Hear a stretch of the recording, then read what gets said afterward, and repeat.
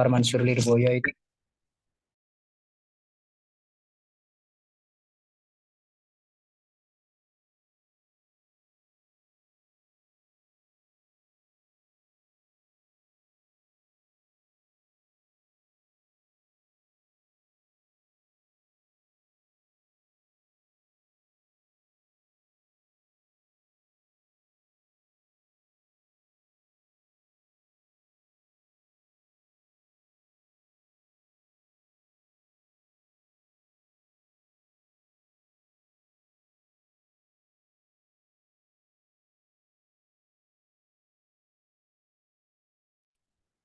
Sunan Muria itu hampir 40 menit kita turunnya top belum naik.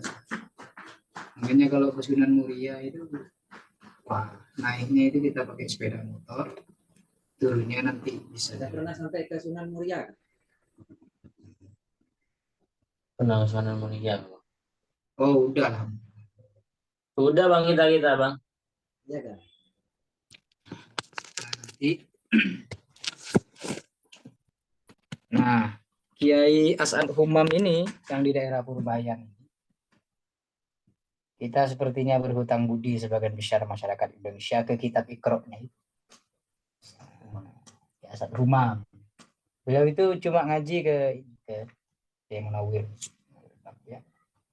Terus itu kerjaan sehari-hari beliau itu cuma jualan kitab-kitab, buku-buku agama. Jalan sampingan di masjid.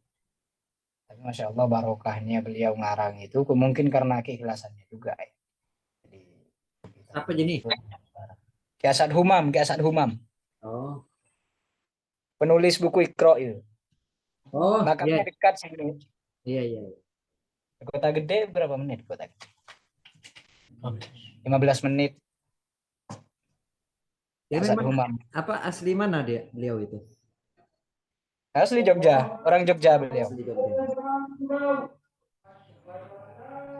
Subhanallah, itu pada ban anu lah, pada ban buku sholat anu juga kan, buku sholat lengkap Ahmad bro. Rifai.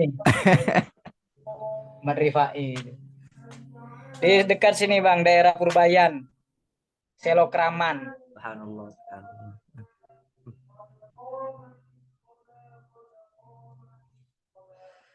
Tuh kita berhutang budi itu sama Ikro aja.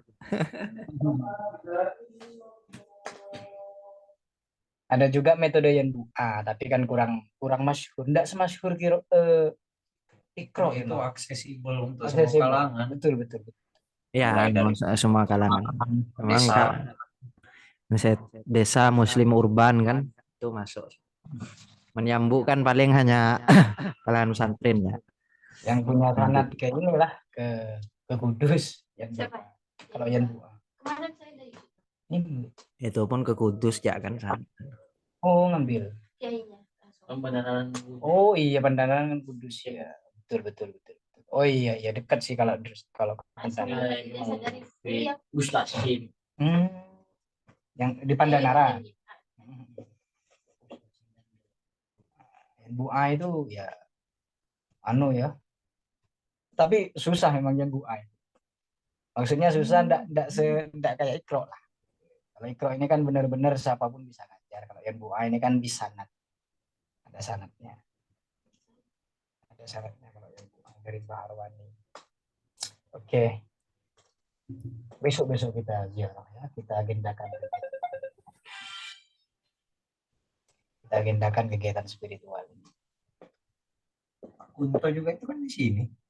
Untuk Wijoyo, iya. Ya, Pak Kunto. Ya, aku kemarin nggak dia sapi pas kubur. Ini sih iya.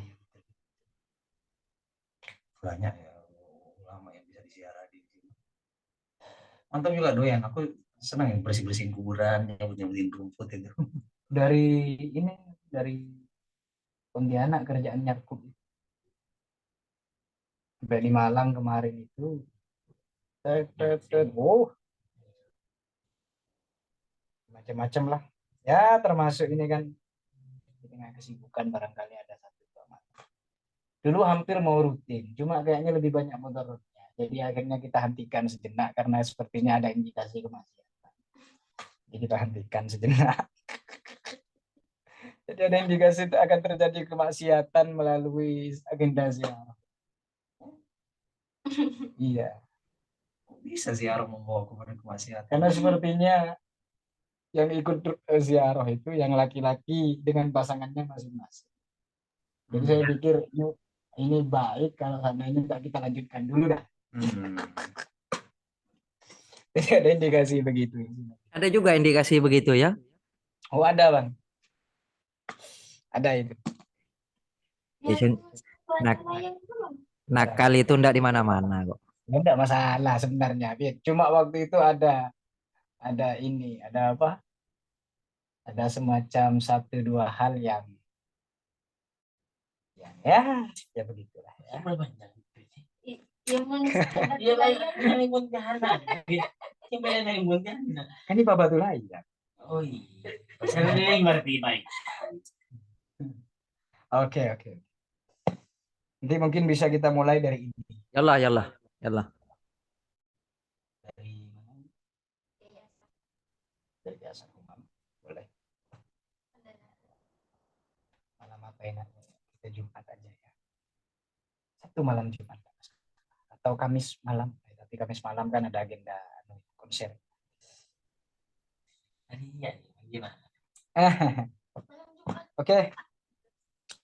Bismillahirrahmanirrahim, kita mulai ya. Allah ya Allah. Sedikit saja kita baca. Yang paling pertama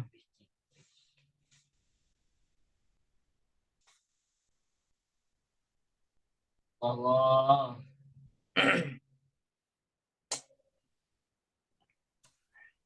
Ngaji kayak gini ini udah berapa bulan kalian nih? Oh udah lama bang. Udah lama ya. Sudah lama. Mungkin setengah tahun ada. Allah. Setengah tahun. Berarti setengah tahun. Ngajimu sebagai santri pertama yang tak kunjung soleh. Mabit bang. Mulai Pontianak tinggal ngajar ya bang. Langsung tadi alimul alamah. Tanya ki pondok gak? Alumni pondok di mana? Darul Maasi bang. Di sini Darul Maasi bang namanya. Aduh. Jadi rumah maksiat. Rumah maksiat. Darul Maasi lil bahsi wa ta'lif. Jadi kemaksiatan terbesar itu salah satunya ya kebodohan. Jadi bodoh itu maksiat. Nah itu harus diingat. Bodohan itu maksiat. Kenapa banyak orang bodoh? Dan orang pintar itu bisa dilihat ya. Tempatnya itu di kampus, di pesantren-pesantren, terus ya. Padepokan intelektual. Iya. Menik kosen ye. Tapi kalau orang bodoh, ini tersebar begitu saja. Jadi mulai dari pinggir jalan sampai ke kampus, sampai ke pesantren, sampai di mana-mana. Kenapa? Karena Allah menciptakan kebodohan itu setengah marah. Jadi setelah diciptakan tuh dilempar gini. Jadi Allah menciptakan ilmu, terus diciptakan kebodohan. Jadi sama Allah ditabur gitu. Mau kemana setelah itu enggak tahu. Masalah. Itu di bawah kendali Allah lah sebenarnya. Terserah dah. Jadi kebodohan itu akan jelimpir. Sakarepmu itu. Jadi Allah bikinnya tuh setengah kesel kayak kebodohan. Jadi bahaya. Nah, mau ngaji itu sudah tidak bodoh itu. Mau ngaji itu sudah tidak bodoh, mau belajar itu sudah tidak bodoh. Jadi yang kita maksud kebodohan itu adalah sikap. Jahiliyah itu bukan ini ya, bukan intelektualitas sebenarnya, tapi mentalitas bodoh. Karena kadang-kadang ada orang yang diberikan ilmu, pengetahuan yang tinggi, tetapi mentalitasnya bukan mentalitas ilmiah. Nah ini penting sekali. Jadi integritas keilmuan itu maksudnya ilmu yang menubuh, ilmu yang integral dengan kedirian. Sehingga ilmu itu membentuk dia, membentuk perspektifnya, membentuk tindak tanduknya dan lain-lain. Nah itu yang disebut dengan sebagai ilmuwan yang punya integritas itu yang begitu. Ilmu yang membentuk. Nah, ilmu ini punya jarak, punya batas pemisah. Satu sama lain saling mempengaruhi. Kadang-kadang amal yang membentuk ilmu, ilmu yang kadang-kadang membentuk amal. Jadi sifatnya resiprokal aja. Tahu resiprokal ya? Apa itu? Ya apa lopain S2 kok. harus tahu deh. S2 harus tahu resiprokal itu ya. Padahal sering baca buku mubadalah tuh istilah ini. Resiprokal. Jadi dia saling membentuk lah satu sama lain. Ya. Jadi kadang-kadang ada orang Salingan. yang karena eksperimen di lapangannya besar, daya amaliyahnya terhadap ilmu tinggi, Allah bukukan ilmu-ilmu yang lain. Makanya ada hadis, ma'amila bima alima, warrathahullahu ilma ma'alam. Jadi yang mengamalkan satu ilmu, Allah akan mewariskan ilmu-ilmu, mengamalkan satu ilmu, Allah akan mewariskan ilmu-ilmu yang lain. Itu sebenarnya kekuatan dalam mengamalkan itu adalah mampu membuka cakrawala itu. Oleh karena itu Al-Ghazali dalam kitabnya Risalah Laduniyah itu, ketika sebagian orang menganggap bahwa ilmu laduni ini tidak rasional, tidak bisa dicapai, Imam Ghazali itu menunjukkan bahwa ilmu laduni ini bisa dicapai. Salah satunya adalah dengan mujahadah, mengamalkan ilmu. Sehingga kekuatan mengamalkan ilmu itulah nanti yang membuat dia nambah pengetahuan. Ya. Karena sebenarnya simpel kaidah. Kaidahnya adalah kalau kita tidak tahu seberapa besar, seberapa banyak yang kita miliki, seberapa bernilai sesuatu yang kita miliki, tukar dia dengan sesuatu yang lain. Transaksikan dia. Ya, ya. Punya uang 100.000. Uang 100.000 itu tidak bernilai kalau belum dibeliin sesuatu. Ya, tuh. Senilai apa uang 100.000 Sultoni kalau dibawa ke warung kelontong dapat apa saja, kalau dibawa ke Ambarukmo Plaza dapat apa? 100.000 dibawa ke Ambarukmo Plaza dapat apa kira-kira? Baju Nevada. Baju Nevada, dapat baju Nevada. Kalau dibawa ke toko kelontong, Beras 10 kilo untuk sebulan.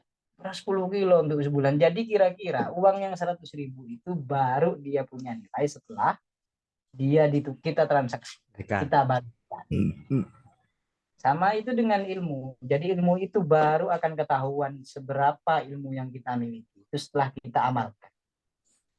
Jadi setelah kita amalkan itu baru akan oh ternyata pengetahuan begini. Setelah kita sampaikan ke orang. Ya, itu memang nyata terbukti. Ah ya betul.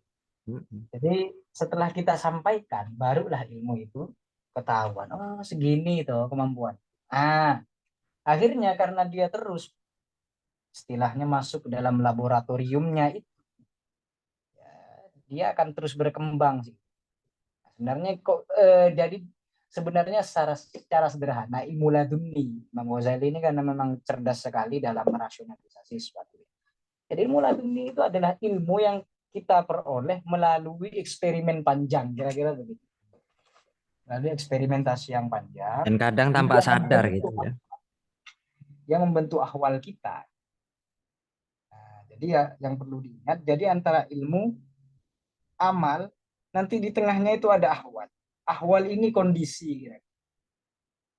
Nah, kondisi yang sangat menentukan bagi kita untuk kalau umpamanya ahwal kita terbentuk, maka antara ilmu dan amal itu akan nyambung. Umpamanya kapan ilmu tentang wudhu itu berguna? Kalau ahwalnya memungkinkan. Kalau ahwal, katakanlah ahwal yang kejadian sehari-hari. Wudhu itu hanya, ilmu tentang wudhu itu hanya akan kita kerjakan, hanya kita amalkan kalau umpamanya sudah mendekati waktu sholat. Ahwal dulu. Oleh karena itu, tempat itu sangat penting bagi ilmu itu, bagi perkembangan sebuah ilmu keadaan, ya, kondisi jiwa dan lain-lain itu penting sekali. Sama-sama kita. Nah, keadaan atau ahwal itu nanti yang akan membentuk ilmu, yang akan mencarikan jalan ilmu ini sebenarnya level aplikatifnya di mana sih? Nah, kira-kira begitu. Tergantung keadaan. Dan ahwal itu berarti dia kan sesuatu yang haulun, berubah terus, fluktuatif. Nah, di situlah nanti eksperimen terjadi, apa segala macam terjadi. Akan ada ruang dialog antara ilmu dan aplikasinya ketika kita mampu membaca ataupun kita menguasai ahwal kita. Kalau dalam arungan spiritual, seorang salik menganggap ahwal itu adalah kondisi-kondisi hati. Tapi kalau dalam kehidupan sehari-hari, kira-kira ahwal itu ya kondisi orang-orang di sekitar kita, teman, relasi, lingkungan, itu membentuk semua. Nah, itu ahwal namanya. Pamannya punya ilmu Sultani tentang PGMI, pamannya ngajarin tepuk anak soleh. Tetapi karena di sini semuanya jurusan ilmiah, ya, pamannya di jurusan PIB Islam Nusantara. Hari ini hermeneutika Quran. Oh, kalau aku kan anak tafsir. Frankie aja anak tafsir. Udin ilmu hati. Nah, enggak nemu akhirnya tentang aktualisasi ilmunya di mana. Akhirnya ya harus kita sarankan agar ngekos sama anak-anak SD saja. Main sama Dede, sama Kak Ical, itu sama apa? Itu barangkali akan membantu ya untuk menemukan ahwal Anda untuk mereaktualisasi keilmuan itu di arena yang lebih luas kira-kira. Jadi itu penting untuk sama-sama sadar. Kadang memang semakin kita sering apa ya, anu lah, berbagi sesuatu yang mungkin ada pada diri kita itu tanpa sadar, itu sebenarnya juga sesuatu itu akan kembali juga ke kita gitu. Allah. Dengan yang lebih baik gitu. Itu sering saya sering dihalami lah. Saya ini kan pernah dalam bidang teknologi kan. Jadi ketika dalam ada sesuatu apa gitu kan, permasalahan, persoalan, karena mungkin kita sering sharing dengan orang lain gitu kan, tak jarang kita itu menemukan sendiri juga gitu apa-apa yang menjadi persoalan itu. Itu barokahnya kita mungkin sering berbagi gitu kan. Oh iya. Oke, kita Ya deh, boleh nih. mau dimulai dari tadi. Apa ceritanya ya? Udah kita mulai ya. Iya, saya nyaman ngaji burinya lah, Bur. Al-Fatihah dulu. Al-Fatihah. Alhamdulillah, bismillah. Alladzina an'amta.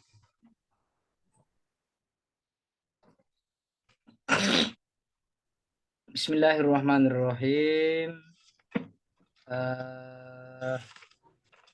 Alhamdulillahirabbil alamin wassalatu wassalamu ala asyrafil anbiya'il mursalin sayyidina Muhammadin nabiyil qasimil amin wa ala alihi washabihi ajmain. Qala al-musannif radhiyallahu anhu wa nafa'ana bihi wa bi ulumihi wa madana madadihi wa anwarihi wa asrarihi fid dharain amin. Tanzuril an kaifa awwala hadza haitsu qama al-burhanu indahu ala istihalati zahirihi. Maka lihatlah sekarang ya.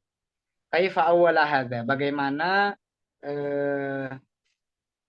sebagian kelompok mentakwil redaksi hadis-hadis di atas. Haitsu qamal burhanu indahu ala istihalati zahirihi, di saat mereka mengetahui kemustahilan zahir hadis.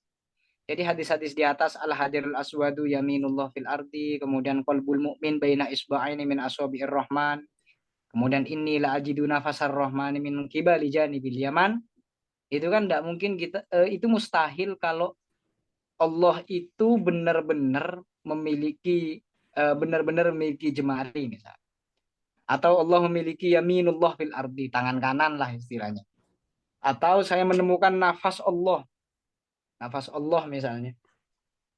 Nah, ini kan kalau dipahami secara zahir ya jelas mustahil gitu. Mustahil Allah punya nafas, punya jari dan lain-lain. Fayaqul al-yaminu tuqabbalu fil adati taqarruban ila sahibihi. Maka kemudian sebagian kelompok itu berkata al-yamin, yang dimaksud yamin ini kanan ya maksudnya, tuqabbalu fil adati taqarruban ila sahibihi. Sesuatu yang dicium ya biasanya taqarruban ila sahibihi, untuk mendekatkan diri kepada pemilik tangan itu. Nah, salaman, jadi salaman dengan ulama, salaman itu tangan kanannya. bukan tangan kirinya. Salaman itu ada dua sisi. Kalau ini menghormati di atas, takziman ini namanya. Takziman wahtiroman. Nah, kalau dibalik ini tabarrukan. Makanya salim tuh bolak-balik. 1, 2, 3. Nah, itu sebagian makna Ini demikian. salim. Hah? Ini salim. Ini. Itu takziman. Iya. Mm-mm. Jadi ihtiroman kepada orang yang lebih tua atau siapa mutlak aja itu. Bahkan kita seringkali menemukan ya para ulama atau orang-orang yang soleh mencium tangan anak kecil ya biasa karena ihtiroman lahu. Menghormati, kenapa? Karena dia jiwanya masih suci. Jadi dia cium tangannya. Atau dia menghormati santrinya, dicium tangan kayak gini. Mau diludahi bukan mau.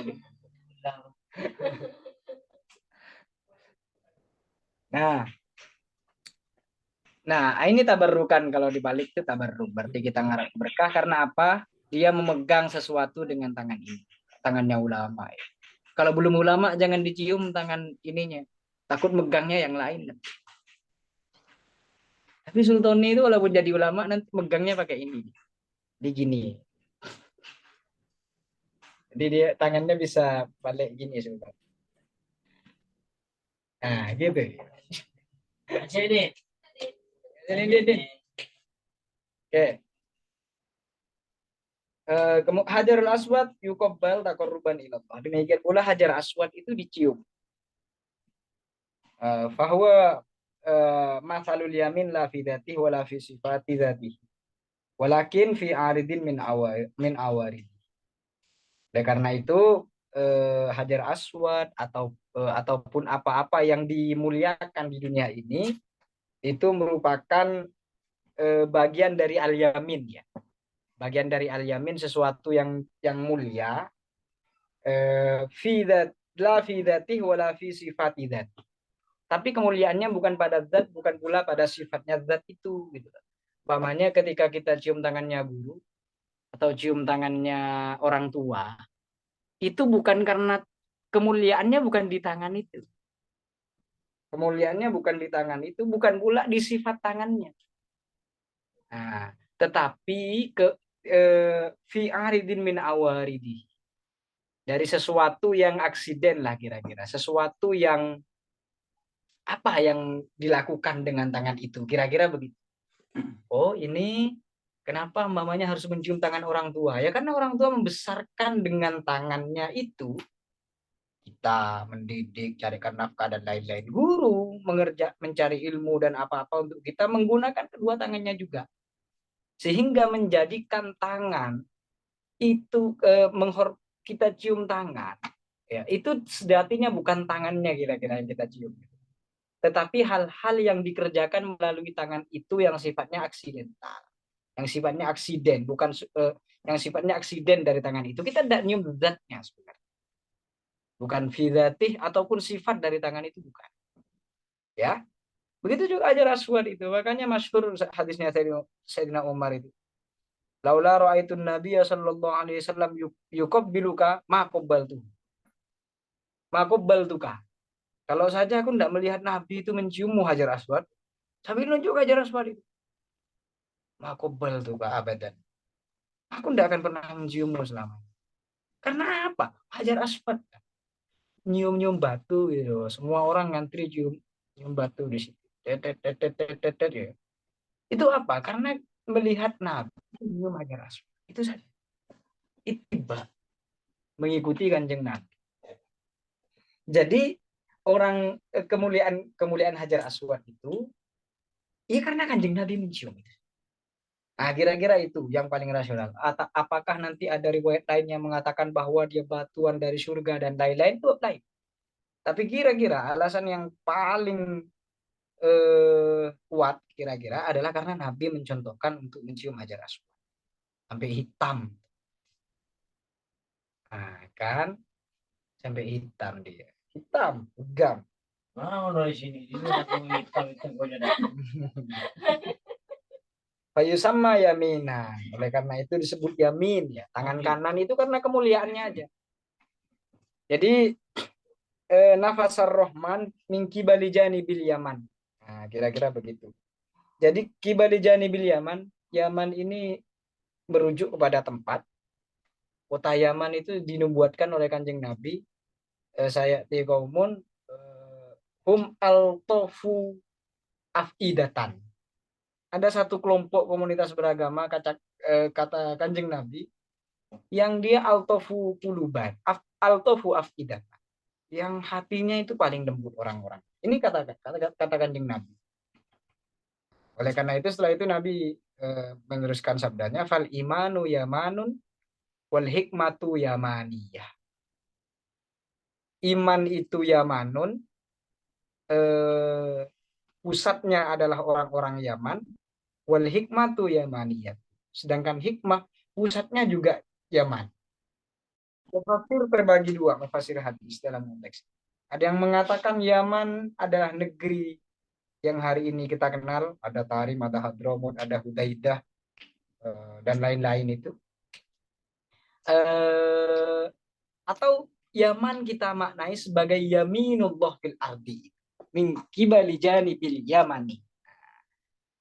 Karena yamin ini makna dasarnya adalah yang terlindung, beruntung, dan lain-lain.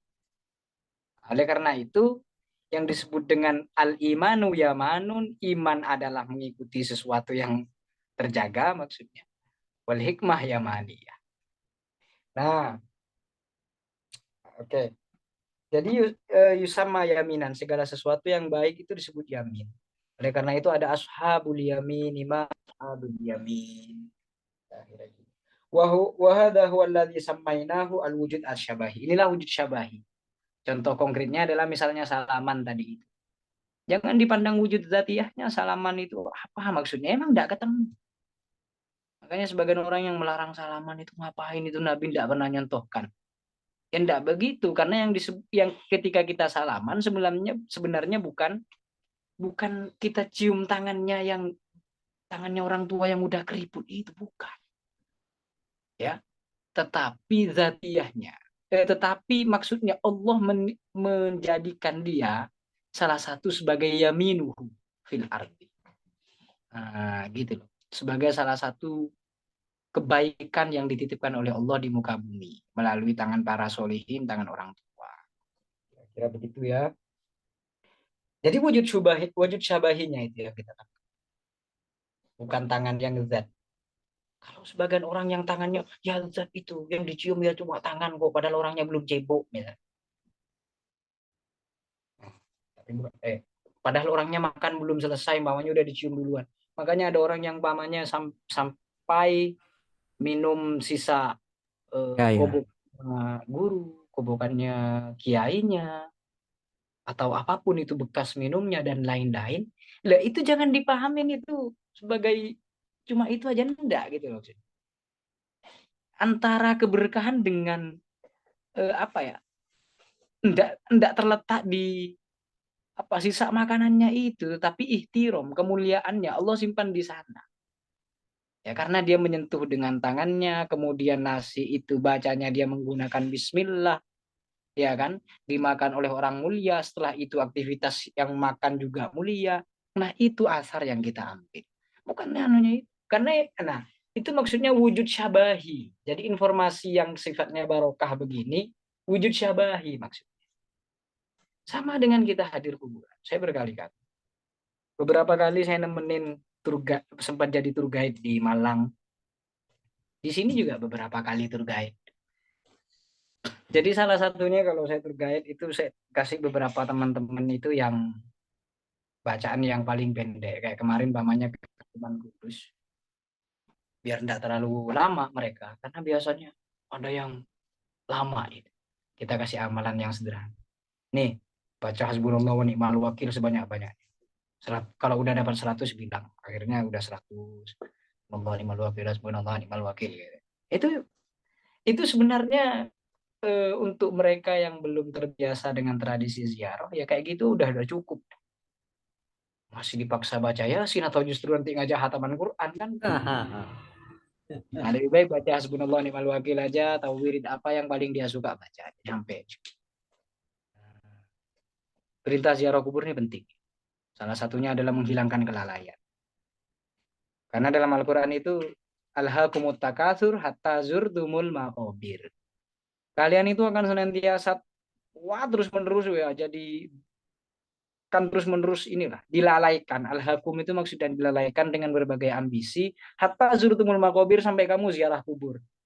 Jadi bukan masuk ke yang lahat dulu, ziarah kubur aja dulu. Jadi ziarah kubur atau agenda-agenda spiritual semacam itu salah satunya bisa membawa kita untuk lebih dekat. Kira-kira kita punya itu sama dengan sowan sih. Kalau saya ziarah kubur itu saya ilustrasikan dengan sowan. Karena apa? Mereka itu hidup di sisi Allah ya. Mereka hidup di sisi Allah ya sama dengan kita sowan ini. Jadi sebenarnya beliau melihat siapa yang datang. Oh Sultoni datang ke Bah Ali Maksum. Kemudian datang ke sana cuma baca TV TV TV jebret ya kentut misalnya. Tahu Bali Maksum itu. Nah, misalnya tahu karena apa? Mereka bal ahyaun indallah. Mereka hidup di. Tetapi ya kita tidak mengetahui saja. Mereka itu ahyaun indallah, kemudian mereka juga yurzakun, juga diberi anugerah oleh Allah. Jadi kalau kita ke sana bertemu istilahnya bertamu ke makom, itu kita baca tawasul apa dan lain sebagainya, itu sebagai bentuk assalamualaikum kita lah kira-kira. Kita minta didoakan sama mereka. Karena mereka yang orang-orang dekat dengan Allah itu. Dan mereka diberi anugerah. Kita belum tentu diberi anugerah. Mereka itu yurzakun, janji Quran sudah. Oke. Kelompok sebelah nggak paham yang begini-begini ini.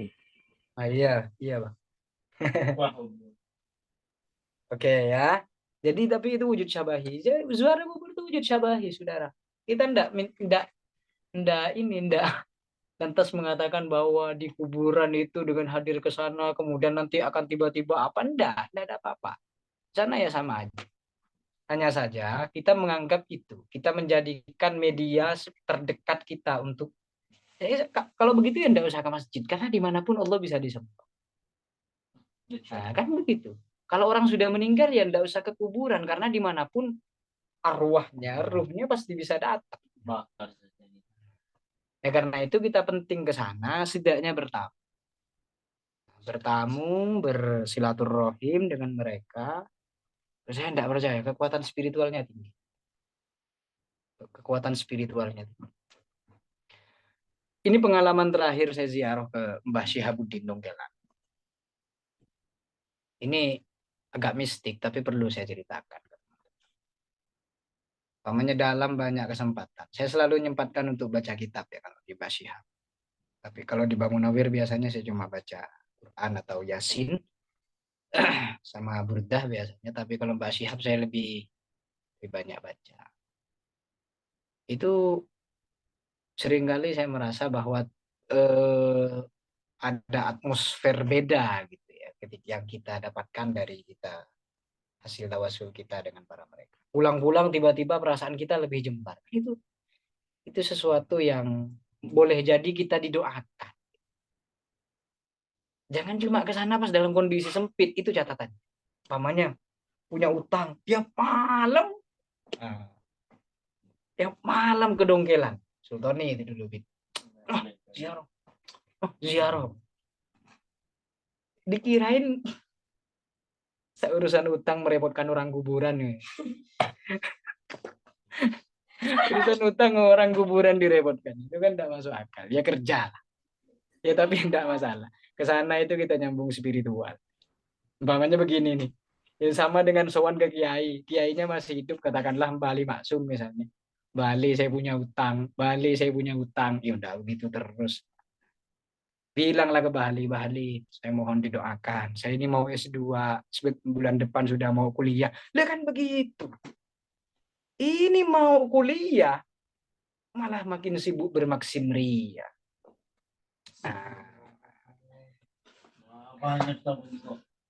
Nah, tapi oke. Jadi itu wujud syabahi maksudnya ya. Oke, sudah. Barangkali ada pertanyaan.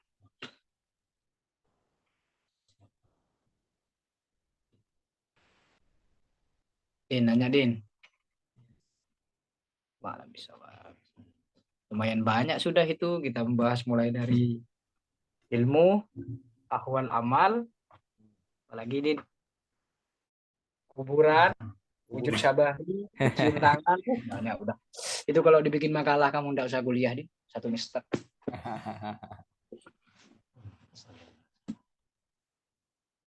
Ayo, tanya. Banyak bang Apa? tentang wujud syabahi tadi. Apa? Ada walladhi sammainahu wujud. Nah, Wujud syabahi. Tentang wujud syabahi tadi ini masih banyak kontra di khalayak.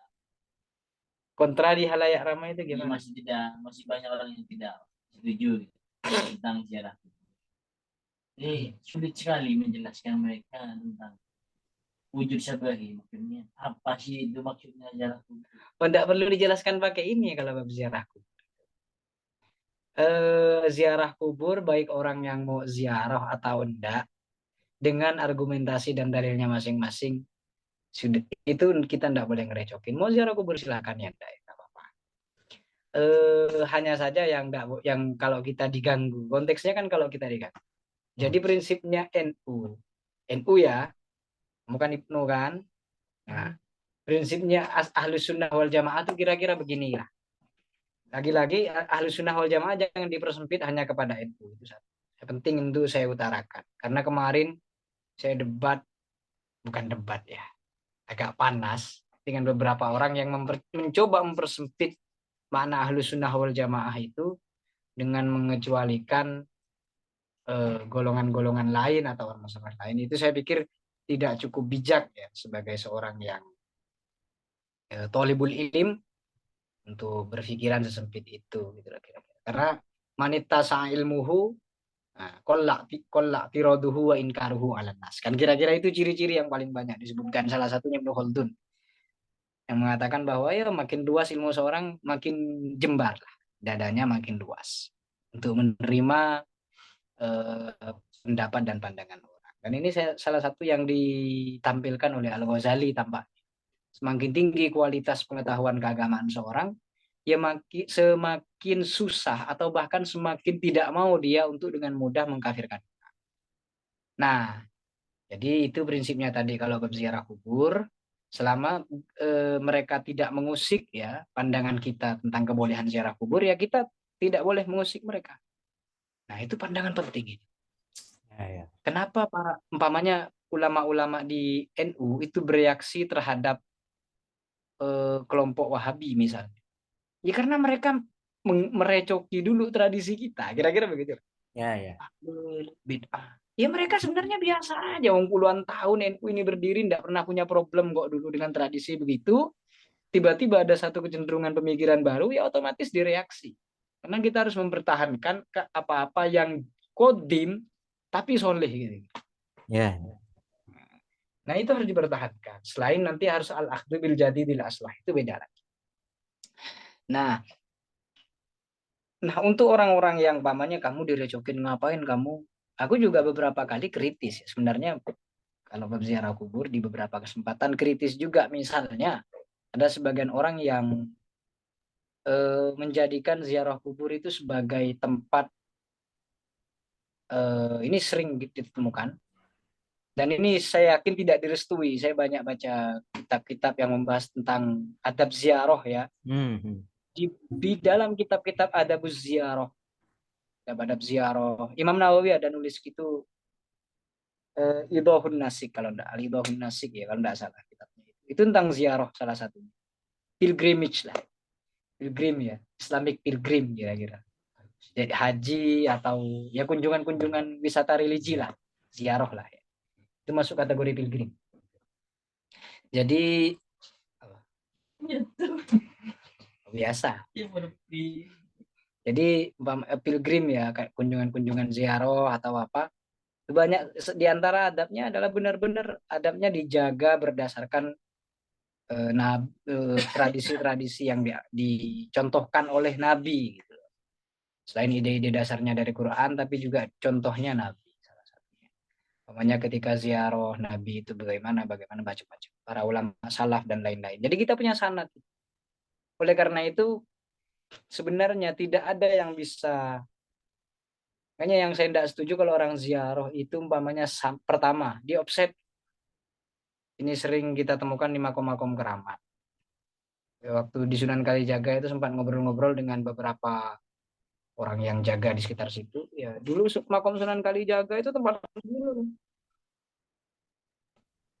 Ya. Bawa ke depannya apa segala macam itu, narik keris lah, narik apalah macam-macam.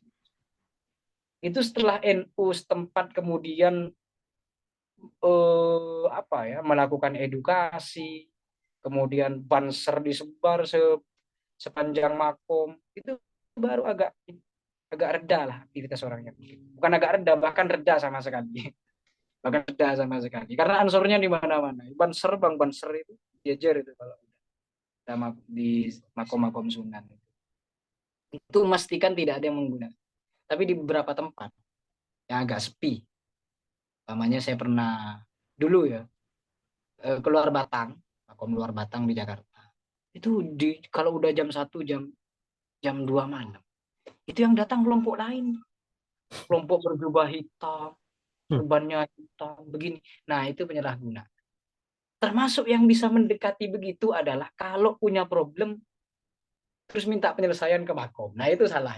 Ya, ya. Nah, ini salah. Kalau minta berkah, minta doa, iya. Tetapi kalau maunya, udah aku punya problem ini, aku perlu ke makom. Ngapain? Rubah dulu niatnya sebelum ke sana. Bukan kamu mau menyelesaikan problemnya ke sana, tapi telah minta doa. Agar hati dan pikiran diberi tenang, sehingga menghadapi problemnya jadi tenang. Kira-kira begitu. Nah, penting ya, hatinya itu dijaga sebelum berangkat ziarah. Makanya ini salah satu anjuran nih. Sebelum ziarah sebisa mungkin, ini adab ziarah. Penting. Kalau kita ke Dongkelan ada masjid kan? Sholat dulu tahiyatul masjid 2 rakaat. Kalau enggak bisa sebelum, setelahnya. Itu penting itu. Oh, lewat di depan lah. Nah, jadi sholat kalau bisa 2 rakaat di situ. Kalau ke ziarah tempat lain sebisa mungkin juga sholat setelah atau sebelumnya. Sholat tahiyatul masjid. Sekadar bertawasul, kita muwajah ke Allah melalui sholat.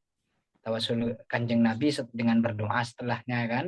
Di situ baru ke makam wali. Gitu urutan sebenarnya. Jangan tiba-tiba langsung ke situ, masuk ke kuburan, nanti tiba Allahu Akbar. Mabur orangnya kan kacau.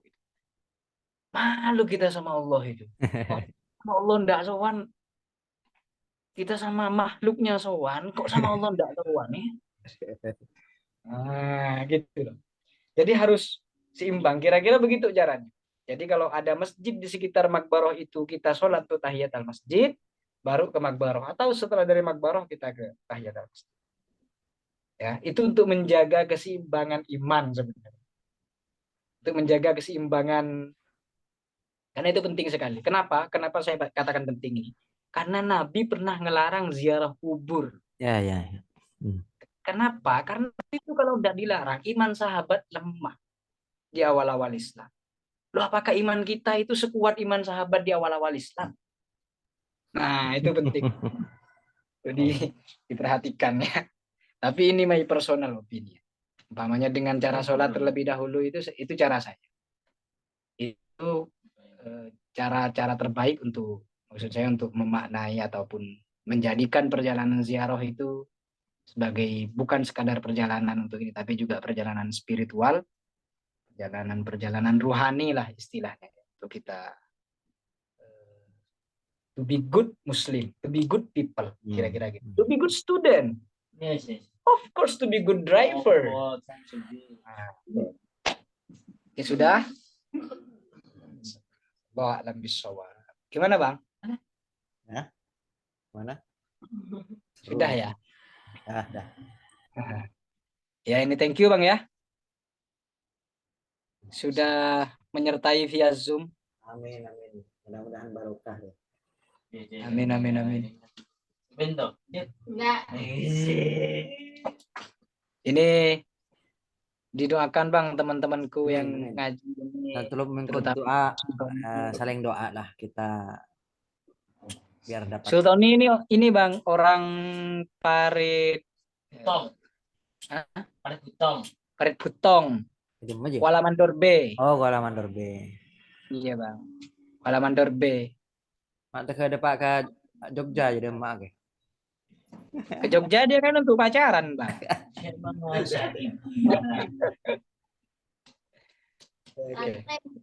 Studi asmara, Bang.